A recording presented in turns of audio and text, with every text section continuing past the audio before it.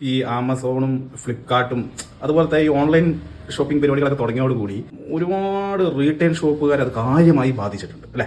കാരണം എല്ലാത്തിനും ഒരുപാട് ഓപ്ഷൻസും കളറും കാര്യങ്ങളൊക്കെ ഉള്ളതുകൊണ്ട് നമ്മൾ ഒരു ഫസ്റ്റ് പ്രിഫറൻസ് ഇപ്പം ഓൺലൈൻ ഷോപ്പിങ്ങിൽ കൊടുക്കും. എന്നാൽ ഈ ഓൺലൈൻ ഷോപ്പിംഗ് ഒന്നും ബാധിക്കാത്ത ചില മേഖലകൾ ഉണ്ടായിരുന്നു. ഈ ഹോം ഡെലിവറി ആണല്ലോ ഇതിൻ്റെ ഒരു പ്രധാന അട്രാക്ഷൻ. എന്നാൽ ഇനി ഹോം തന്നെയാണ് ഡെലിവറി ചെയ്യാൻ പോകുന്നത് ആമസോൺ. പ്രീ ഫാബ്രിക്കേറ്റഡ് ഹോമുകൾ എന്നറിയപ്പെടുന്ന കൂട്ടി യോജിപ്പിച്ച് താമസിക്കാൻ കഴിയുന്ന വീടുകളാണ് കമ്പനി ഓർഡർ അനുസരിച്ച് ഉപയോക്താക്കളുടെ വീട്ടിൽ എത്തിക്കുന്നത്.